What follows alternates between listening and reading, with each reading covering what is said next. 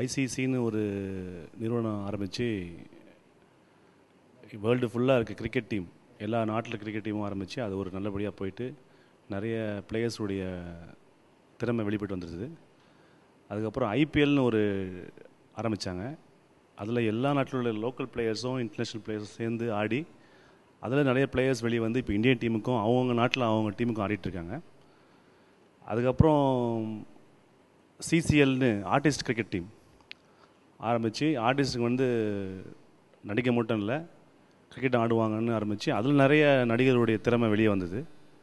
இப்போ முதல் முறையாக வந்து டிசிஎல் அப்படின்னா தமிழ்நாடு சாம்பியன்ஸ் லீக், இது வந்து தமிழ்நாட்டில் மாவட்டத்தில் இருக்க விளையாட்டு வீரர்களுடைய திறமையை வெளிப்படுத்துறதுக்கும் ஃப்யூச்சரில் தமிழ்நாட்டு டீமுக்கு ஆடுறதுக்கும் இந்தியன் டீம் ஆடுறதுக்கும் இது ஒரு முன் உதாரணமாக இருக்கும். இதனால் தமிழ்நாட்டினுடைய பெருமை நிறைய வெளியே வரும். இந்தியன் லெவலில் பிளேயர்ஸ் வருவாங்க, இன்டர்நேஷ்னல் லெவலில் அவங்க பெருமை வாங்குவாங்க. இதை வந்து யூசஃப் ஐபாட் அவங்களுடைய திறமையால் முயற்சியால் இந்த போட்டி நடக்க போகுது. இதுக்கு வந்து எங்கள் சினியன் டிவி டான்ஸ் அண்ட் டான்ஸ் அசோசியேஷனுடைய வாழ்த்துக்கள் தெரிவிச்சுக்கிறோம். All the best Yusuf.